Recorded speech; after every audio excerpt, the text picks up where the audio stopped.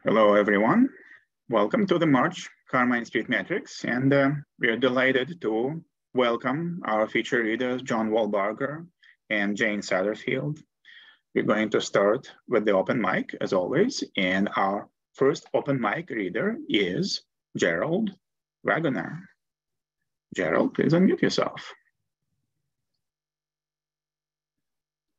Okay, thank you. Hello, Antoine, everyone else, Wendy. What I have here is a pantoum that was taken by Big City Lit, this most recent issue. Advice from a dead poet. Be precise, elegant. Describe forces and vectors. Learn the arcane alchemy of memory as catalyst to imagination. The physics of the kinetic require you announce that windows are ablaze at sunset. Learn the arcane alchemy of memory as catalyst to mountain vistas. The sky teaches the listener to proclaim the windows at sunset ablaze, molten. The brazen glass of Manhattan's expansive view is a mountable vistal where sky touches listener on the shoulder like a beloved sister or brother. The brazen glass of Manhattan reforms to 10,000 mirrored skies plainly broken in pains on the shoulder like a beloved sister or brother. The gloaming lays chrome on Navy Harbor water.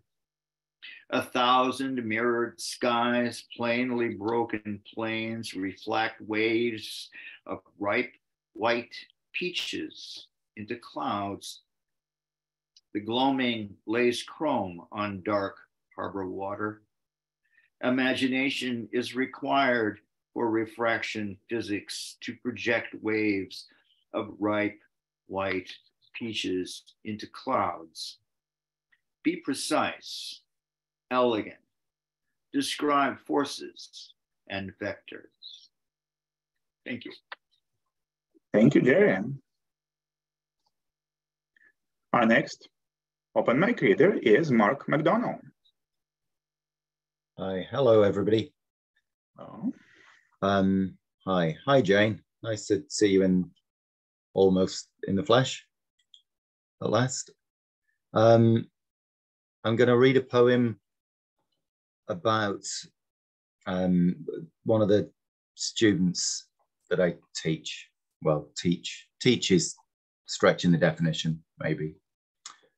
It's called Kieran. It's a jaunty little ditty. You're covering your COVID mask with toxic marker pen and huffing at the fumes, at least pretending to. You're throwing a protractor at that anxious kid again. Well, there's another thing I won't be lending you. I say just put your phone away and clean that drink you've spilt. You give a look that says not comprehending you. And when you lean your chair back at a terrifying tilt, I entertain the notion of upending you. You speak the moment I speak, then you shout and laugh and glower. The school has reached its limits of suspending you. The minutes stretch like chewing gum, this longest daily hour, and 30 other kids all need attending to. You're 13, you're a big man and a major little shit, but still I write the class report defending you. You're fostered out and damaged from your toenails to your spit, and there'll always be some other place they're sending you. Cheers. That's it. Thank you very much, Mark. Thank you. All right, our next reader is Anne Drysdale. Right. Now, before I read to you, I want to show you something. This is a clock that used to belong to my mother, so it's a family heirloom, ugly little thing that it is. But it does have a poem, which I will now read. It's called her clock. She was obsessed with knowing the right time. The less she had of it, the more she needed to keep her finger on the pulse of it. When they discharged her to the nursing home, she asked us to bring in her favourite clock from the mad Salmagundi in the house to which she was determined to return. She had a lot of clocks. We never knew why she was so hell-bent on making this one the focus of her life in custody. It was an ordinary old alarm, a face ubiquitous in the 60s, that ticked for Britain in a voice of tin, or sulked in needy silence, wanting winding. But soon they moved her to a different room with a big, silent clock up on the wall, doing its business with a jerky shrug. Then she began to fret about the safety of her old clock, begging us to bring it home, to wait for her, afraid that if it stayed, somebody else would find a way to take it. My sister couldn't bear to keep the thing, so now it's squatting like an old chrome toad on a high shelf in my chaotic kitchen, right twice a day at 20 to 11. Its minder disinclined to wind it up.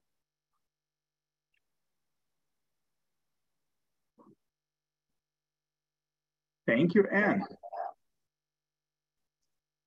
Next up on mic reader is David M. Katz.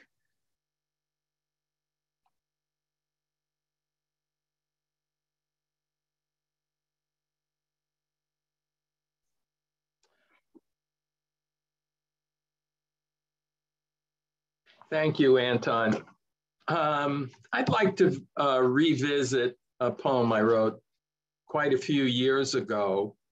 It's the title poem from my book, Claims of Home. It's a dramatic monologue spoken by an old shopkeeper in the time of the Odyssey. Claims of Home. How much were you like us? How could we know? When Ulysses floated into my shop, careworn, smudged like a burnt tin can just plunked ashore, his hood fell away, and I could see his face. So changed. His eyes seemed fixed on final scenes from so much gazing forward into sea light. Distraught, he scanned my shelves, peering behind the floured bread and raisins for his past. There was nothing back there for him to buy that could redeem the days when these raw boards were native to his smaller feet, when my sweets smelled so alluring. The sea was over, the hard world gone, and there could only be the end of things. The slow walk home to claims of home, uncomprehending glances, Penelope.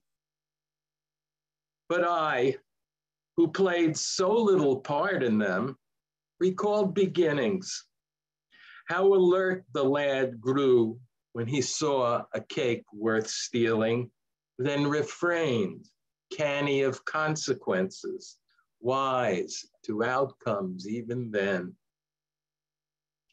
A moment passed, and he was on the shore, a man rigging masts and overseeing oars. A chosen one of the larger roughs, sailing for Troy. Yet like the rest, he once had been a boy. Thanks. Thank you, David. I'm now delighted to introduce our first feature reader. John Walbarger's poems and critical writing have appeared in American Poetry Review, Canyon Review Online, Ziziva, the Cincinnati Review, Poetry Island Review, and Best of the Best Canadian Poetry. His sixth collection is Smug Mother from Palimpsest Press. A contract editor for Frontenac House, Barger teaches creative writing at the University of the Arts in Philadelphia. Welcome, John Wall Barger. Thanks so much, Anton. Can you hear me okay, everybody? Yeah? Awesome. Yeah, so thanks so much to Anton and Wendy for inviting me, and thanks all of you for coming on a Sunday afternoon. This is really fun, and I've been enjoying the open mic poems a lot so far. So the book that I want to read from is this one. It's called Smog Mother. It came out last fall. And the idea from this book is simple. It's basically the poems of mine that I wrote when I was away from home. I live in Philadelphia now. I'm in West Philadelphia, near Luke Stromberg. Hi, Luke. Before that, my partner and I lived in India for 3 years and Hong Kong for 2.5 years. So I did a lot of writing in that period. So these are poems in Smog Mother from Europe and Asia. The first poem I'm going to read is from the title poem, Smog Mother. And let me just say basic context. I'm in Bangkok in 2014. It's an odd situation. There's a military junta happening. The army took over the country, and there are these pro-democracy protesters marching in the streets, and I joined them and was very sympathetic to them. So this is a long poem. I'm just going to read parts of it. So that's all the context I think that's important. Just let it wash over you, and then I'm going to read some short ones after that. So this is from Smog Mother. Thai volunteer protester of faithful bones, you stomp the immense thoroughfare, 100,000 souls. The democracy monument is wrapped in black. The sharp wings of it are cloaked. Oh, gentle offended ones, which like clouds have no face. When your heart marches out to die, when you march out to kill, the crowds are crawling waves. I don't know what is next, where to be. The further one travels, the less one knows, says Lao Tzu. I walk, write, eat, applaud. I weep, scrutinize, destroy. I follow a three-legged dog off the wide boulevard. She hops to a marshalling yard. Emaciated chickens stand in bamboo cages. A family is huddled, silent by a fire. The fire, a goblin, spits. The dog wags her scabby tail. She trots into a labyrinth of shanties, ramshackle shanty town, doors, walls, roofs, immeasurable corrugated metal.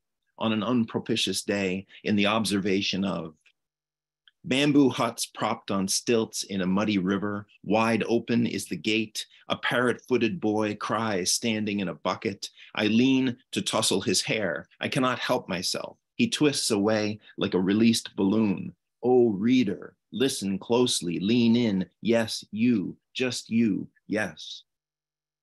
The city wails dementedly. The city a dog howling at an ambulance. The city reminds us to praise. Praise the moon, it says. Praise a green leaf, it says. Praise the hem of a robe, it says. The city leans down over me. The city whispers in my ear. I run my hands along its screen door veneer. I hear the yellow song of the scooters, song of the painted trucks heaving smoke rings. Everything that lives heaves out the smog. Smog hangs in the air like a song. We step inside a fog of sleep. It is a cave. We are its minotaurs. We growl against the intrusion. A hero has come uninvited.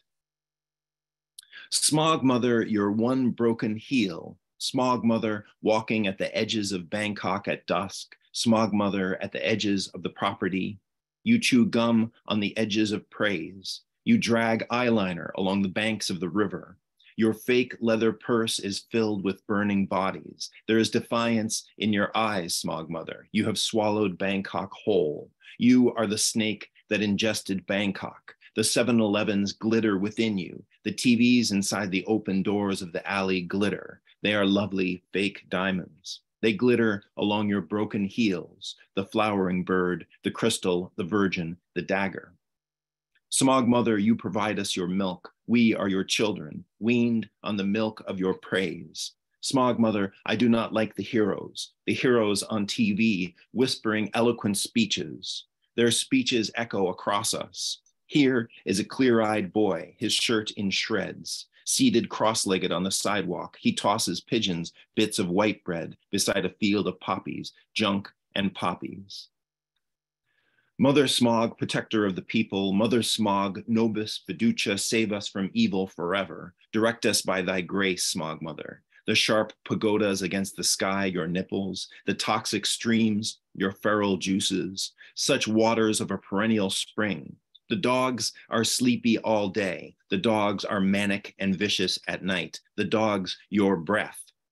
At karaoke, an old man heard the mountain. The old man, your antenna.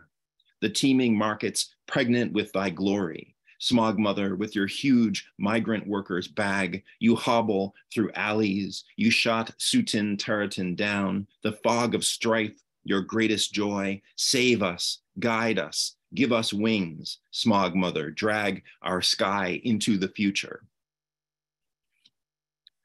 I'm gonna stop abruptly in the middle of that one. I just was taking parts from it, but I hope you got the feeling of it. I'm gonna read some shorter ones now.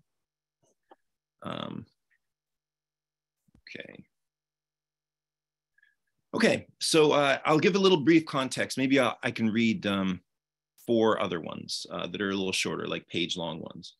So this one takes place in India. My partner and I had a pink house, so we called it the pink house. And on the roof, it had a big roof. So my friend and I were drinking on the roof, had a little sip of tequila. And so maybe I'll just bring up a basic question that this addresses.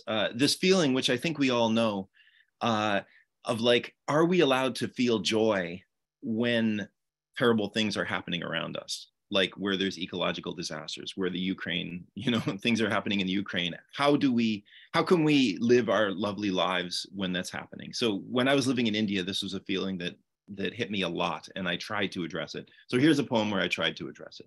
It's called Sipping Tequila with a Friend on My Roof Under the Cold Blowtorch Moon. A whirlwind of joy rumbles utterly quiet just above my head, while the puppies, the mangy feral puppies on the stairs behind our house, shiver in the cold.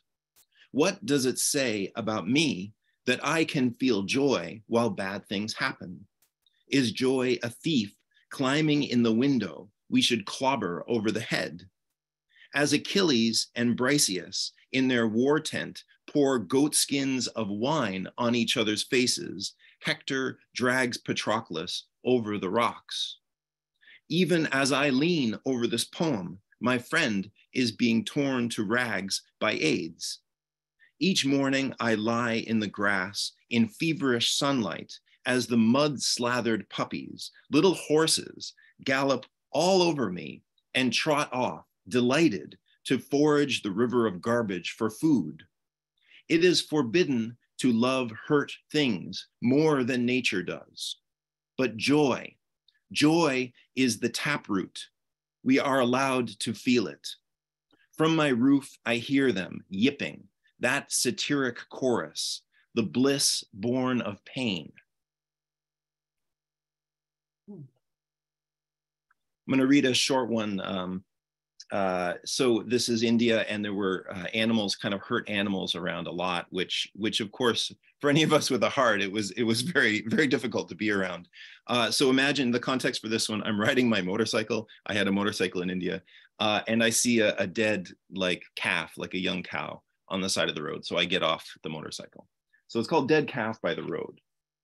On gravel, guts sliding out of the bowl of itself like oatmeal, tailbone, a white hammer obtruding the soft kid skin, head tucked in as if napping.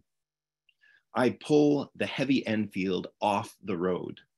Crows on the back of the calf flap off. Out of the church, in the hollow behind my right eye, I see the crows on their branches, heads cocked, itching to feast. It is worse because the calf did not carry a gun to school or insult her friends, but just walked very gently beside her mother. They didn't tell her, they don't tell you about dying on a road, crows the only flags upon you in a hornet song wind. Okay, I'm gonna read two more, if that's okay. Two more page long ones. I'm sorry for those of you like me who kind of are animal lovers. I'm sorry, I'm trying to break your heart. I admit it. And as my heart was broken, as all of our hearts are broken living in this world, right? So here's one toward the end that is was a hard one for me to write. And I will admit part of it came from my naivete as a human being. You know, if you guys are the same as me, you kind of get obsessed by certain things, even when they are silly things. And for a while, I think I read Hemingway's Death in the Afternoon, and bullfighting to me seemed fascinating for a little while. But I've been a vegetarian since I was a kid. It was an obvious contradiction. And then I went to a bullfight in Mexico, and that was the end of my obsession. Let me just say that. So this is a poem about that experience. It's called Bullfight, Plaza, Mexico. The beardless matador in his suit of lights whirls in the dust. Oh, teen god, jabbing the mortal bull with long feathered blades, simply, without force, like tearing a web, as if he made his own fate like the spheres. The bull snorts a proud distress call. Clamor brawls along the stands. A father of 3 gleeful boys in Yankees hats squirts mezcal into my mouth from his canteen as the 5th bull thrashes sideways out of the gate into the light, moth with a torn wing, crouching, immutable, long horns of a Gothic church. And in my delirium, I call for you, Ruka, my skinny, sickly dog. I think the bull they're butchering is you. Picadors pierce your paws, roll you onto a sled. Horses drag you out of the circle, out of the light, your great head lolling on sand. This godless earth, grainy photocopy of heaven. We cannot close our eyes against the parade of bodies rolling past. We eat our peanuts, we sip our cokes, we call out, mass, mass, starving for the dark. Give us more, we call, more of the dark, like oracles. Okay, one more poem.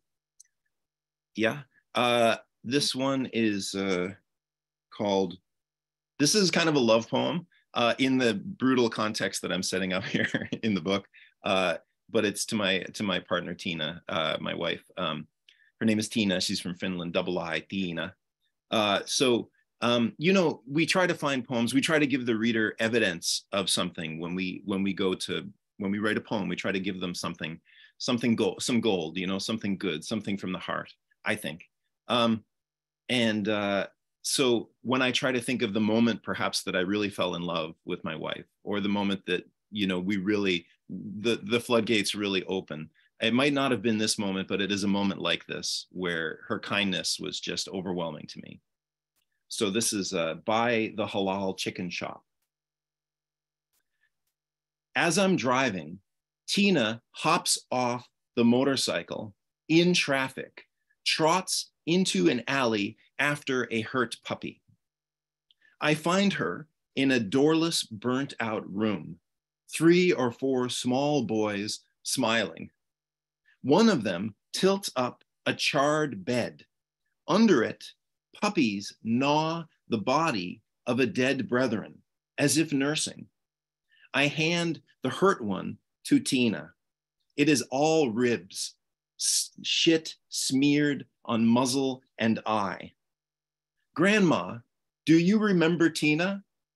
You met her once, just before you were gone. She is not Catholic, but you might like her anyway. Is she good enough, you ask, for my John Wall? Just look how she holds the filthy puppy against her turquoise coat in front of the halal shop. Thanks everybody for listening. I'm having a great day. Looking forward to the other readers. Thank you so much, John. And please, everyone, if you'd like, please unmute yourself so we can all applaud and express our gratitude and appreciation for those excellent meetings. Wonderful job. Very enjoyable. Thank you. Thank you.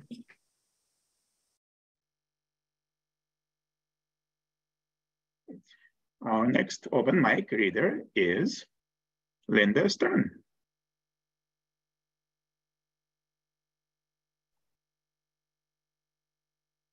Hi, everyone, and thanks to Anton and to Wendy and Therese for having the series, which I love. And it's a great series today.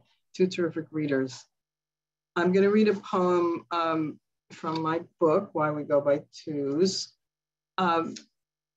Because today in the Times, there was an article about the dog population around Chernobyl and what may or may not have happened to them genetically as a result of the Chernobyl thing. This is called The Small Beasts Thrive. It is an epigraph from Genesis. God saw that it was good. In Ohio, the sheriff's men killed all 18 Bengals. The perfect gold and black of their thick hides splattered with blood and dirt, and also lions, grizzlies, leopards, wolves. All were set loose from a private preserve. I knew you would be sad about the news. Being human and weak, you'd flail your hands as if to cast off what life asks of us. Be comforted. Elsewhere in Chernobyl, the wolves and eagles are rearing their young. Bison wander, eating the thick green leaves. Even, especially, the small beasts thrive. With just slight genetic alterations, such as we would not want for ourselves, the world goes on and on beyond us, a silent definition of eternity. Thank you. Thank you. Thank you, Linda. The next reader is Karol Nielsen. Okay, thanks, Anton. So this is, I am a member of Carmine Street Metrics, but I only write free verse, so bear with me. Sometimes I want to write a poem, but I don't have a poem.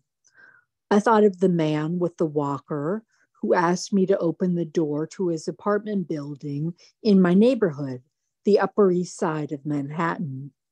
I thought of walking slowly behind a woman with 2 walking sticks on my way back from the coffee shop. I thought of the woman shuffling in Central Park with 1 black sneaker and 1 white. And I thought of the woman holding 2 pit bulls on the same leash while they were rolling in a fight on my way home. Was it enough for a poem? You decide. Thank you. Thank you, Karol.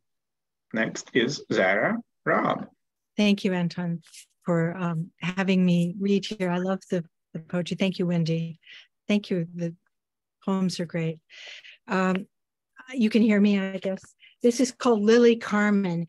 It's L'amour est une oiseau rebelle. It's after a Japanese film by Kurisuke Kinoshita from the 40s or 50s. It's been a while since I saw it. In Kisiko Kinoshita's film, a girl born under the volcano takes the night express, Kyoto bound to be a star, Carmen. Dressed to the nines in every photo, in gossamers the hue of mango, in flowing golden silks that float along her lovely neck and throat. She's traded in her obies now, the bindings of all her sorrow, for the smart trappings of peignoir. Happy, her man and his cigar. Not so the other men she cast away when years ago she left. If ever she's again adrift back home, they are bound to laugh.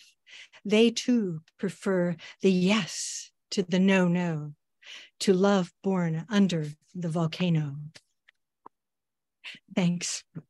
Thank you, Zara. Next up, Chris or Karol. Thank you, Anton. My wife and I recently celebrated yet another anniversary. So here, in recognition of a long marriage, is a short poem.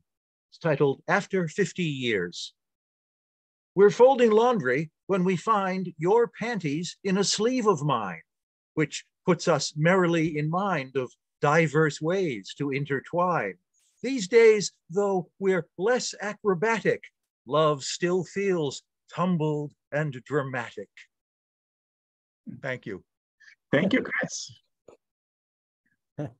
Harvey Soss, are you there?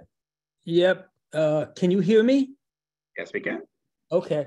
I'm going to read a poem that I had forgotten about until I received a request a couple of days ago that seeking its publication in some place called New Millennium, at which point I reworked it, and this is it.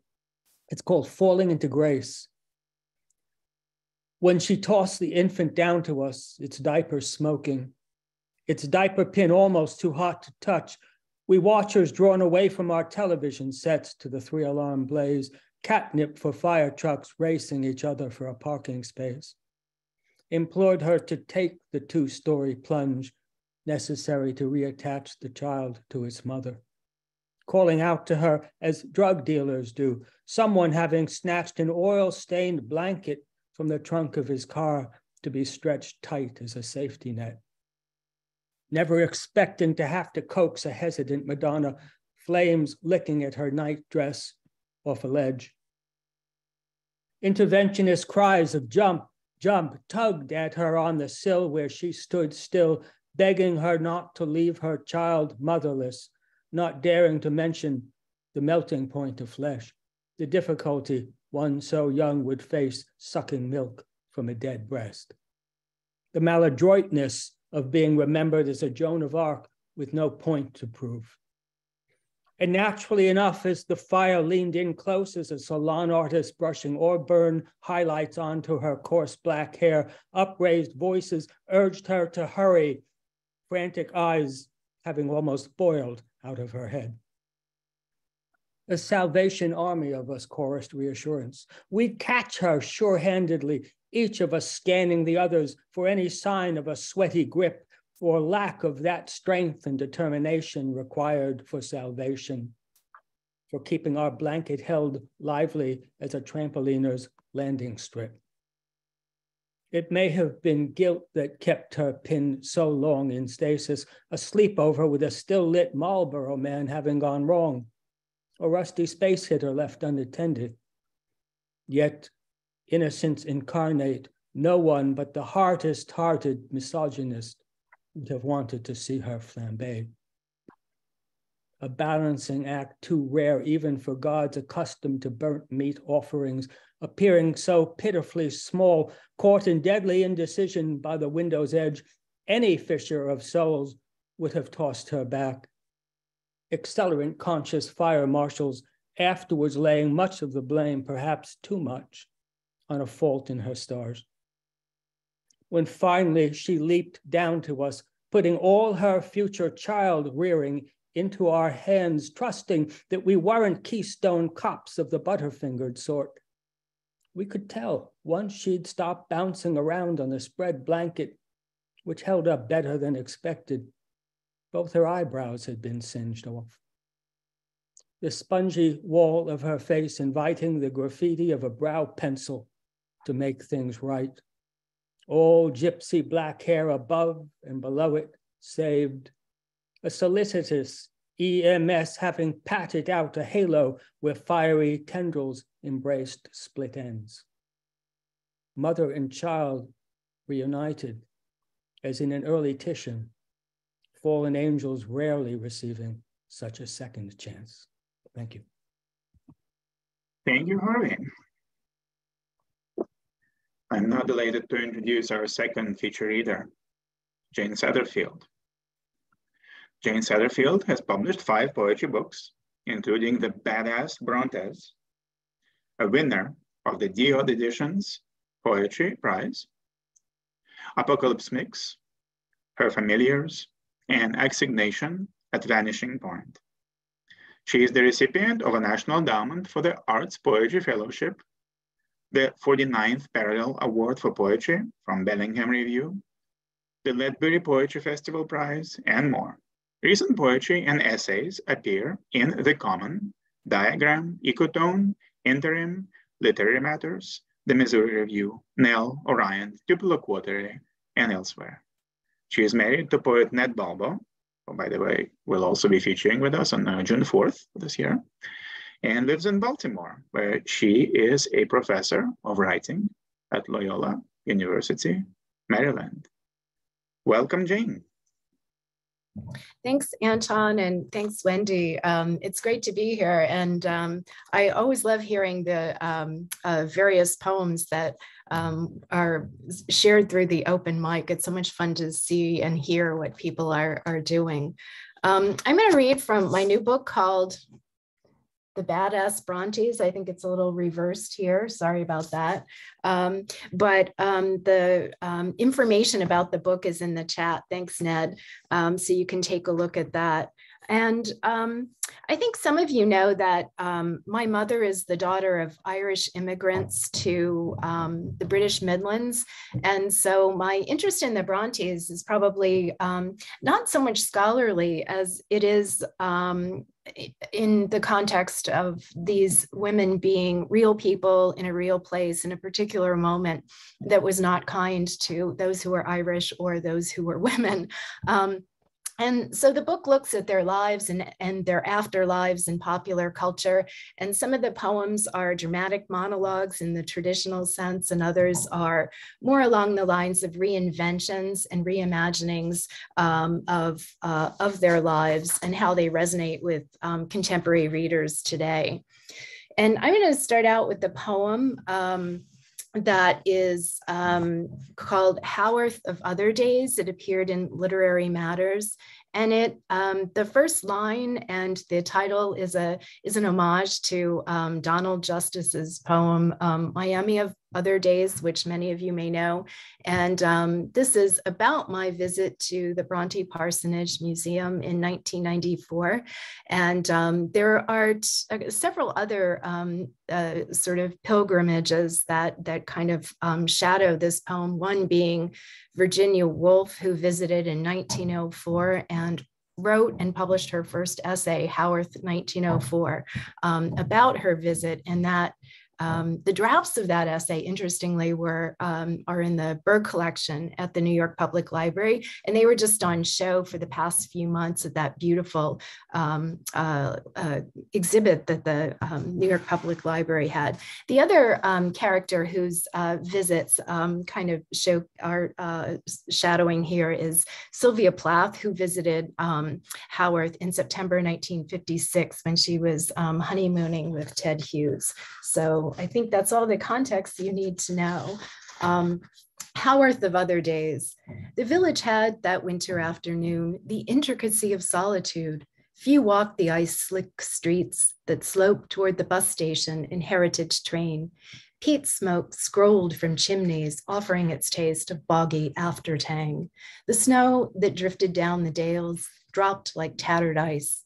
Beneath the day's procession, robin, mistlewing, thrush, redwing, mosses and heather like anchorites in place. The parsonage held out a fugue of hardly vanished voices. 3 sisters, resonant against the dark, gathered at the drop leaf table, scarred with candle burn, and the one lone letter floating free, a carved E in Emily's hand, or an afterthought, affixed years past the time her pages were set in type. The stopped clock on the landing halfway up the stairs, explicable, like the museum shot souvenirs, novels, tea towels, busts. stage props from a period piece that traced geographies of grief, lady novelists who, like Byron, were mad, bad, and dangerous to know. Their lives were brief, though bountiful. They inhabited realms of imagination. The cramped circumstances of their domestic space enlarged the way a real back lane leads out and upward to the waterfall. Where is their vanished conversation, verses tuned to sidereal time? The ghosts of fangirls and pilgrims surrounded my every step. Was it only 90 years ago that Wolfe walked here too, noting the suspense she felt as if approaching some long-lost friend? Brushed with transients, the atmosphere shone that lost winter, tea shops with scones and floral brews, the Black Bull's ghostly tenant swirling there, palpable as the pulled pints of Branwell bitter. Some of you may know about the tragic rise and fall of Branwell Bronte, who was tried all kinds of literary arts, aspired to be a portrait painter, and lived very Byronically and failed spectacularly. He's often tourists often cite that they see his ghost at the Black Bull pub that he frequented. Branwell is the star of this next poem. I put in the chat a picture of the portrait of the pillar portrait of the Bronte sisters, which Branwell painted in 1834. It was a really interesting moment. The family, the siblings are all in late adolescence, and they're learning the kinds of skills that they would need to serve as tutors, as governesses, and to sort of make their way in the world. And so this is just a little glimpse of them at that particular moment as they're sitting, as the sisters are sitting to be painted by Branwell. In one interesting thing too about the portrait is that he painted himself into it and then later seems to have painted himself out of it. So the portrait actually has this sort of pillar of paint right down the middle that erases him. And it's a very powerful visual metaphor for what happened in their lives. The other thing to know is that the Brontes as young children were extremely literary, and they played lots of games, and they wrote fantastical tales of several imaginary kingdoms, and they collected these in little tiny books that you can see at the museum. And so this poem kind of pays tribute to their lives in paracosm. And they had they like to kill off many people in their battles, and then they would resurrect them. And they developed a shorthand term for that plot line, which they called made alive in the usual manner. So this is Made Alive in the Usual Manner, pillar portrait of the Bronte sisters, 1834. Picture the household, shambolic, though they've composed themselves into patient sitters, settling on a pose, holding the pose, brother bantering while he works, brush to palette, canvas jar, spent colors drift like clouds reflected in a stream, remnants of heady days when they played gods, bringing back the dead in kingdoms besieged by revolutionaries, renegades, and rakes. The 12s, toy soldiers that sparked sibling scribble mania, now molder in a tin. Their households shambolic. This picture's a poor remnant. Heady days, they played, were gods turning squabbles into sagas. Now the sisters cling to tomboy boots, practice showy accomplishments. His battle book is tucked away.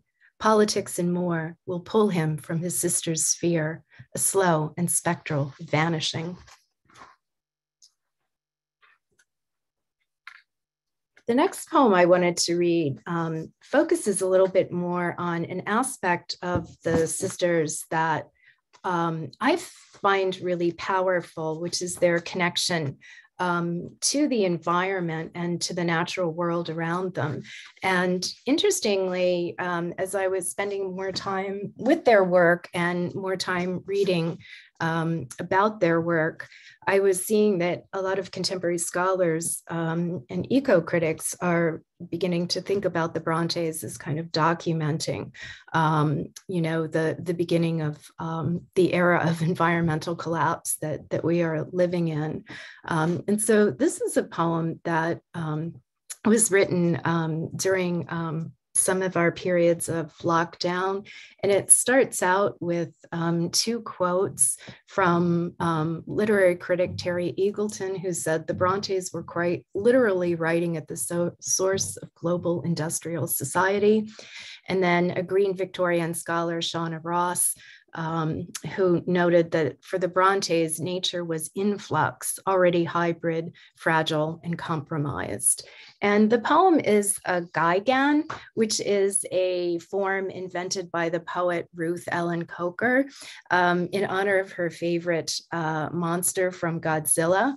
And it's an interesting form. It's 16 lines. The lines are broken into a couplet, tercet, and 3 couplets, and a tercet and a couplet.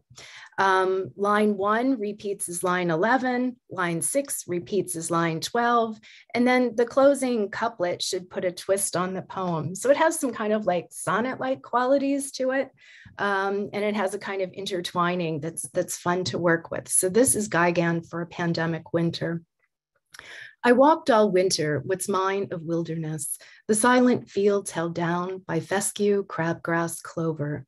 While others tracked the numbers, kept the count, I walked beyond the shuttered school, in, around, and through a stand of ash, elm, and upland oak that formed a broken canopy. Some days the sky worked its monochromatic magic, gray or blue, to elevate a mood. Sometimes a raptor rose and fell, sliding between centuries to where we had not yet coined the word Anthropocene. I walked. What's mine of wilderness? The canopy of days?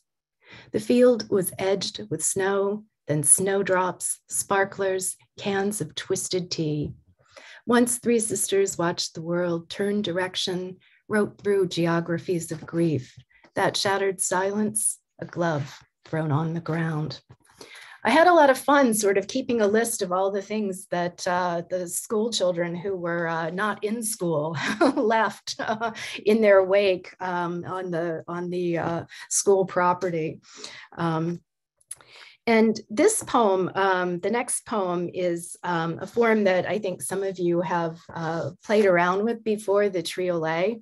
And it's a trio of triolets that was inspired by internet quizzes that you can take that align your answers with one of the sisters' profiles, so you can figure out which Bronte sister are you. So here it is.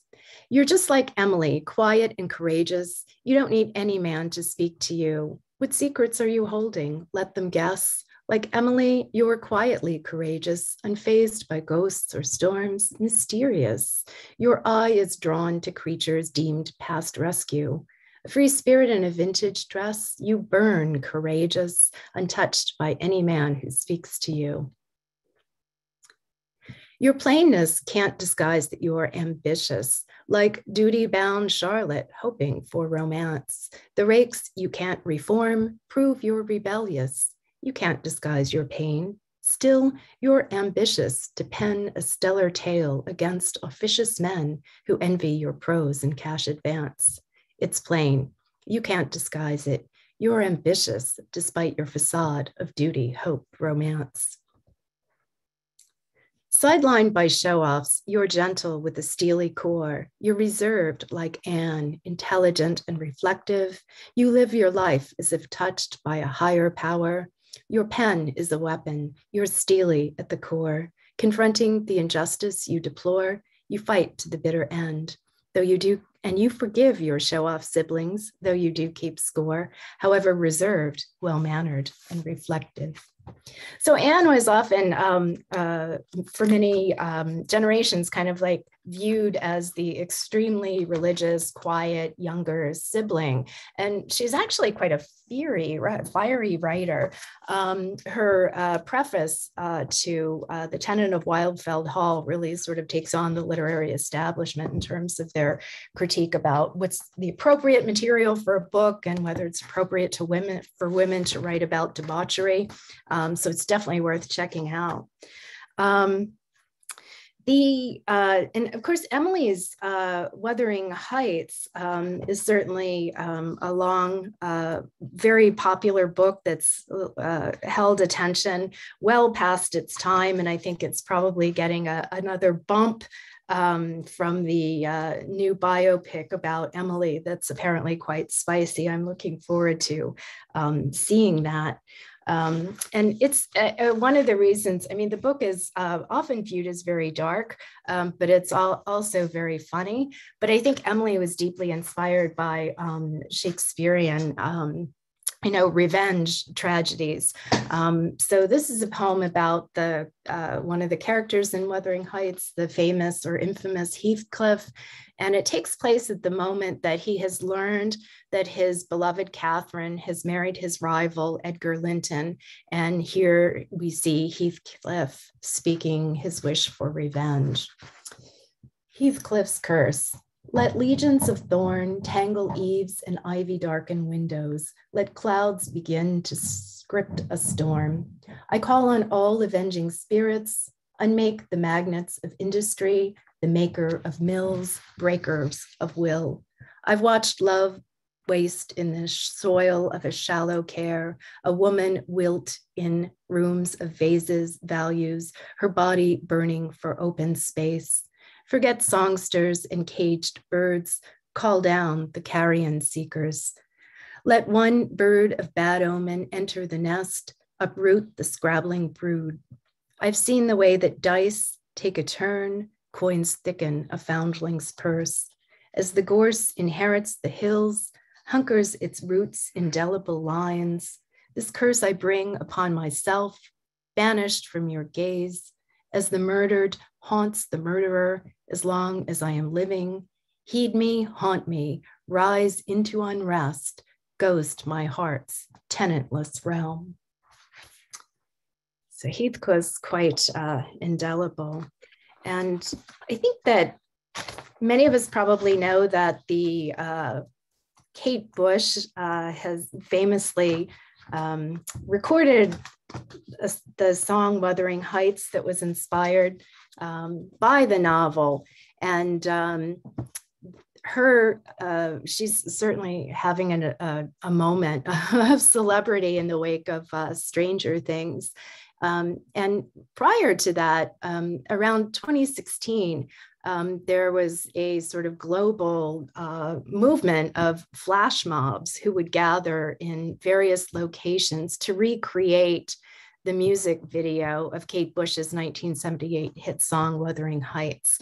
And so the event was called the Most Wuthering Heights Day Ever. And it was catching a lot of movement and popping up in various places. And then the pandemic sort of shut it down for a while. So I'm looking forward to seeing if it will return. But this is the Most Wuthering Heights Day Ever. You love it wild. The wind and weather, red lipstick perfect for a new romance. Today will be the most Wuthering Heights day ever. You've seen the Kate Bush video, voice a quiver. She sings Wuthering Heights half in a trance. Red Cathy dressed rippling in the wind and weather. With green eyeshadow, you'll conjure moors and heather. Gals, grannies, bearded blokes will synchronize and dance. Will today be their most Wuthering Heights day ever? Some loved the song, but not the book, whatever. To Emily, local gossip and happenstance would yield her novel's whirl of wind and weather. Those scholars wonder, did she have a lover? 300 Cathys attract more than a glance, moves choreographed, the most Wuthering Heights day ever. From Dublin to Tel Aviv, fans catch the fever, cell phones capturing flash mobs as they twirl, advance, and love it wildly, the wind and weather, synced for the most Wuthering Heights day ever. Thanks a lot for having me. Take care. Thank you so much, Jane. And everyone, please unmute yourselves so we can all applaud and thank Jane for this. Really wonderful and also educational, really fascinating reading. Very pleasurable. Thank you.